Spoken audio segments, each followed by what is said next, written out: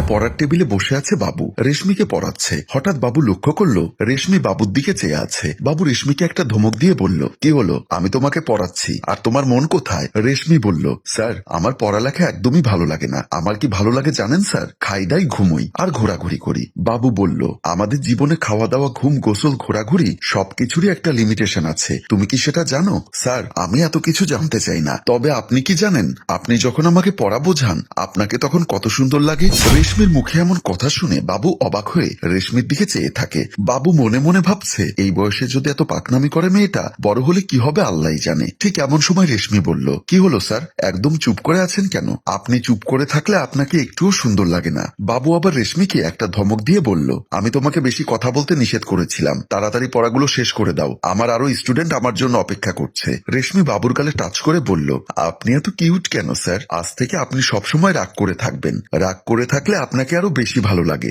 রেশমির এমন বিহেভে বাবু কি করবে কিছুই বুঝতে না পেরে সেদিন পড়া শেষ না করে রুম থেকে বেরিয়ে যায়। বেডরুমে মনমরা হয়ে শুয়ে আছে বাবু। এমন সময় বেডরুমে প্রবেশ করে বাবুর ছোট বোন ইভা। বাবুকে এমন মনমরা হয়ে শুয়ে থাকতে দেখে ইভা বাবুর পাশে গিয়ে বসে বলল, কি হয়েছে ভাইয়া, তুমি এমন মনমরা হয়ে শুয়ে আছো কেন? কোনো সমস্যা হয়েছে নাকি শরীর খারাপ? ইভার কথা শুনে বাবু শোয়া থেকে উঠে বসে বলল, না তেমন কিছু না, আগে বল তোর পড়াশোনার খবর কি? জি ভাইয়া, পড়ালেখা খুব ভালো চলছে। ঠিক মতো কলেজে যাচ্ছিস তো? হ্যাঁ ভাইয়া, আর তাছাড়া তুমি তো জানোই আমি ক্লাস মিস দিয়েও একদমই পছন্দ করি না। বাবু একটা হাসি দিয়ে বলল, শুধু ক্লাস করলে হবে?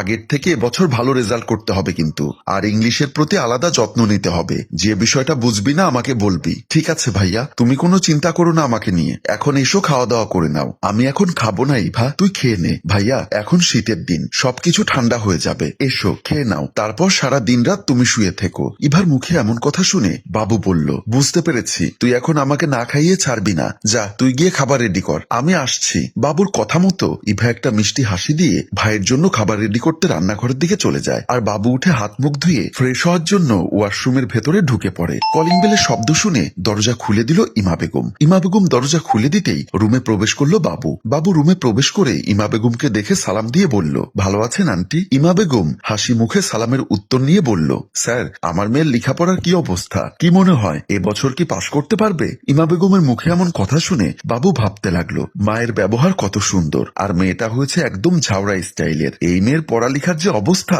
আগামী 2 বছরেও পাশ করতে পারবে বলে আমার মনে হচ্ছে না। বাবুকে চুপ থাকতে দেখে ইমা বেগম আবারও বলল, কি হলো স্যার, চুপ করে আছেন যে? বুঝতে পেরেছি আমার মেয়েটা আপনাকে খুব কষ্ট দেয় তাই না? বাবু একটা হাসি দিয়ে বলল, না না আন্টি, ঠিক আছে, একটু দুষ্টু তো, তাই ঠিক মতো পড়ালেখা করতে চায় না, আপনি একটু যত্ন নিলে দেখবেন সব ঠিক হয়ে যাবে। ইমা বেগম বলল, কি করবো স্যার বলুন, বাপ মরা মেয়ে আমার জীবনের সব ভরসা এখন এই মেয়েকে ঘিরে। স্যার আপনার একটু কষ্ট হলেও আমার মেয়েটাকে একটু মন দিয়ে পড়াবেন। আমি চাই আমার মেয়েটা যেন মানুষের মতো মানুষ হতে পারে, তার বাবার স্বপ্নগুলো পূরণ করতে পারে। আসলে মা বাবারা এরকমই হয়, নিজের জীবনের ব্যর্থতার ঘাটতি ছেলে মেয়েদের দিয়ে পূরণ করতে চায়। জীবন যুদ্ধে কতটা পরিশ্রম করতে হয় মা বাবারা জানে বলেই নিজেদের সন্তানদের সমাজে প্রতিষ্ঠিত করার জন্য আপ্রাণ চেষ্টা করে যায়। বাবু আর কোনো কথা না বলে রেশমিকে পড়ানোর জন্য পড়ার টেবিলের দিকে চলে যায়। আর ইমা বেগম চলে যান বেডরুমের দিকে। একটা রেস্টুরেন্টে বসে আছে বাবু আর বাবুর ছোট বোন ইভা। বাবু বলল, ইভা কাল থেকে তুই আমার নতুন স্টুডেন্ট রেশমিকে বাসায় গিয়ে পড়াতে পারবি। কেন ভাইয়া, কি হয়েছে?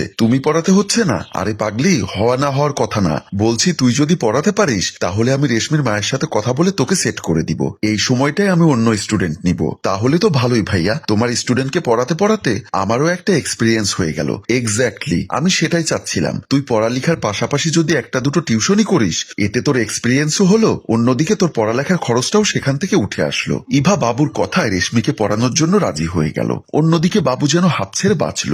বাবু আল্লাহকে মনে মনে হাজার হাজার শুক্রিয়া জানিয়ে নিজের বোন ইভাকে রেশমির হোম টিউটর হিসাবে ইমা বেগমের সাথে কথা বলে ঠিক করে নিল। পরদিন রেশমিকে পড়ানোর জন্য ইভা রেশমির পড়ার টেবিলে বসে আছে। ইভা রেশমিকে বই বন্ধ করে বসে থাকতে দেখে বলল, কি হলো রেশমি, তুমি বই বন্ধ করে বসে আছো কেন? ভাইয়া তোমাকে গতকাল কি পড়া দিয়েছে সেগুলো বের করো। রেশমি ইভার কথা না শুনে মুখ গোমরা করে বসে আছে। ইভা আবারও বলল, কি হলো রেশমি, তুমি বই খুলছো না যে? আমি বাবু স্যারের কাছে পড়বো, আপনার কাছে পড়বো না। ইভা একটা হাসি দিয়ে বলল, দেখো রেশমি, ছোট মানুষই করো না, আর তাছাড়া তোমার বাবু স্যার তোমাকে পড়াতে পারবে না বলেই তো আমাকে পাঠিয়েছে, তাই না? বাবু স্যার যদি আমাকে পড়াতে না পারে তাহলে আমি আর পড়বো না। দেখো রেশমি, তোমার মা যদি শোনে তুমি এরকম কথা বলেছো তাহলে কিন্তু তোমার আম্মু তোমাকে অনেক বকা দিবে। রেশমি কাদু কাদু গলায় বলল, দেখুন ম্যাম, মা বকা দিলে আমাকে দিবে, আপনাকে না। আমার কথা ফাইনাল, আমি আপনার কাছে পড়বো না, আমি বাবু স্যারের কাছে পড়বো। ইভা রেশমিকে বুঝিয়ে বাজিয়ে কোন রকম পড়াতে শুরু করেছে।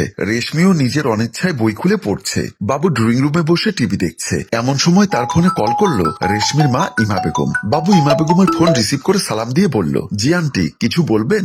আসলে স্যার বলছিলাম কি, আমার মেয়েটা বলছে আপনার কাছে ছাড়া নাকি সে পড়বে না, তাই মনে কষ্ট না নিয়ে কাল থেকে আপনার বোনকে না পাঠিয়ে বরং আপনি পড়াতে আসুন। ইমা বেগমের মুখে এমন কথা শুনে বাবু অনেকটা চিন্তিত হয়ে পড়ে। বাবু ইমা বেগমকে কিছুতেই বোঝাতে পারছে না কেন সে তার মেয়েকে পড়াতে চাচ্ছে না, আর মুখ ফুটে বলতেও পারছে না তার মেয়ে যে তার সাথে কোন ধরনের বিহেভ করে। বাবুকে এমন চুপ থাকতে দেখে ইমা বেগম আবারও বলল, কি হলো স্যার, চুপ করে আছেন কেন? সামনে পরীক্ষাও চলে এসেছে, এখন যদি ঠিকঠাক মতো না পড়ে তাহলে তো নিশ্চিত ফেল করবে। প্লিজ স্যার, আপনি আমার কথাটা ফেলবেন না। ইমা বেগমের এমন কথায় বাবু কি বলবে কিছুই বুঝতে পারছে না, আর ইমা বেগম একটার পর একটা কথা বলেই চলেছে। রেশমিদের বেডরুমে বাবু বিছানার উপর পড়ে আছে, আর রেশমি গুটিসুটি পায়ে বাবুর দিকে এগিয়ে যাচ্ছে। বাবু রেশমির এমন কাণ্ড দেখে বলল, দেখো রেশমি, আমি তোমার শিক্ষক, আর শিক্ষক হচ্ছে বাবার মতো, তুমি আমার সাথে এমন কাজ করতে পারো না। বাবুর মুখে এমন কথা শুনে রেশমি তার ওন্নাটা বাবুর মুখে ছুঁড়ে মেরে বলল, আপনাকে একান্তে কাছে পাওয়ার জন্য এতদিন কত পড়ার নাটক করেছি স্যার। বাবু বলল, কিন্তু কেন, তুমি বুঝতে পারছো না আমি তোমার শিক্ষক?